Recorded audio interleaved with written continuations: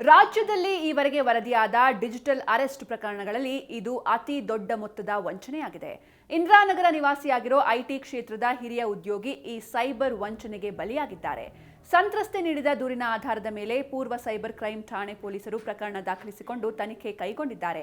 2024ರ September 15ರಂದು ಸಂತ್ರಸ್ತೆಗೆ ಕರೆ ಮಾಡಿದ್ದ ವ್ಯಕ್ತಿಯೊಬ್ಬ ತಾನು ಡಿಎಚ್ಎಲ್ ಕೊರಿಯರ್ ಸರ್ವಿಸ್ನಿಂದ ಮಾತನಾಡ್ತಿರೋದಾಗಿ ಪರಿಚಯಿಸಿಕೊಂಡಿರ್ತಾನೆ.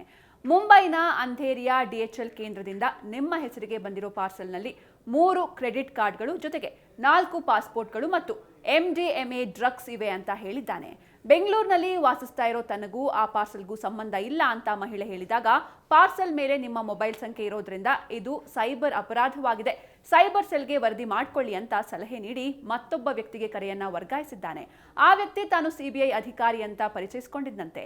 ಸಂತ್ರಸ್ತೆ ಮೇಲೆ ವಂಚಕರು ನಿರಂತರ ನಿಗಾ ಇಟ್ಟಿದ್ದರಿಂದ ಅವರು ಸ್ಥಳೀಯ ಪೊಲೀಸರ ಅಥವಾ ಕಾನೂನು ನೆರವು ಪಡೆಯಲು ಸಾಧ್ಯವಾಗಲಿಲ್ಲ. ಒಂದ್ ವೇಳೆ ಈ ವಿಚಾರವನ್ನ ತಮ್ಮ ಕುಟುಂಬದವರಿಗೆ ತಿಳಿಸಿದ್ರೆ ಅವರ ಹೆಸರನ್ನ ಪ್ರಕರಣದಲ್ಲಿ ಸೇರಿಸುವುದಾಗಿ ಬೆದರಿಸಿದ್ರು. ಮಗನ ಮದುವೆ ಸಮೀಪಿಸ್ತಾ ಇದ್ದ ಕಾರಣ ದೂರುದಾರೆ ವಂಚಕರ ಮಾತು ಕೇಳತೊಡಗಿದ್ರಂತೆ. 2024ರ ಸೆಪ್ಟೆಂಬರ್ 23ರಂದು ಸ್ಕೈಪ್ ಮೂಲಕ ವಿಡಿಯೋ ಕರೆ ಮಾಡಿದ ವ್ಯಕ್ತಿ ತಾನು ಸಿಬಿಐ ಅಧಿಕಾರಿ ಅಂತ ಪುನಃ ಪರಿಚಯಿಸಿಕೊಂಡು 1 ವಾರದ ಕಾಲ ಸಂತ್ರಸ್ತೆಯ ವಿಚಾರಣೆ ನಡೆಸಿದ್ದಾನೆ.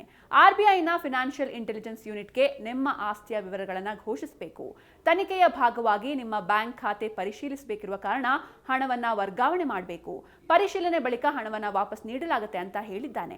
ಆತನ ಮಾತು ನಂಬಿದ ಸಂತ್ರಸ್ತೆ ತಮ್ಮ ನಿಶ್ಚಿತ ಠೇವಣಿ ಮತ್ತು ಉಳಿತಾಯ ಖಾತೆಗಳಲ್ಲಿದ್ದ ಹಣವನ್ನ ವಂಚಕರು ನೀಡಿದ್ದ ಬ್ಯಾಂಕ್ ಖಾತೆಗಳಿಗೆ ವರ್ಗಾಯಿಸಿದ್ದಾರೆ. ಅಕ್ಟೋಬರ್ 26, 2024ರಂದು ಮಹಿಳೆಯ ಮಗನ ನಿಶ್ಚಿತಾರ್ಥ ನೆರವೇರಿತು. ಆದರೆ ವಂಚಕರು ಸಂತ್ರಸ್ತೆಗೆ ಹಣ ವಾಪಸ್ ನೀಡದೆ ಸಂಪರ್ಕ ಕಡಿತಗೊಳಿಸುತ್ತಾರೆ. ಈ ಅವಧಿಯಲ್ಲಿ ಅಪರಿಚಿತ ವ್ಯಕ್ತಿಗಳು ಸಂತ್ರಸ್ತೆಗೆ ಕರೆ ಮಾಡಿ ಅವಾಚ್ಯ ಪದಗಳಿಂದ ನಿಂದಿಸಿ ಬೆದರಿಕೆ ಹಾಕ್ತಿದ್ರಂತೆ. ಮಗನ ಮದುವೆ, ವಿದೇಶ ಪ್ರಯಾಣ ಹಾಗೂ ಅನಾರೋಗ್ಯದ ಕಾರಣ ಸಂತ್ರಸ್ತೆ ತಡವಾಗಿ ದೂರು ನೀಡಿದ್ದಾರೆ. ನವೆಂಬರ್ 14ರಂದು ಪ್ರಕರಣ ದಾಖಲಿಸಿಕೊಂಡು ತನಿಖೆ ನಡೆಸಿದಾಗ ವಂಚಕರ ಖಾತೆಗೆ 31.83 ಕೋಟಿ ಹಣ 187 ಬಾರಿ ವಹಿವಾಟುಗಳ ಮೂಲಕ ವರ್ಗಾವಣೆಯಾಗಿದೆ ಅಂತ ತಿಳಿದು ಬಂದಿದೆ.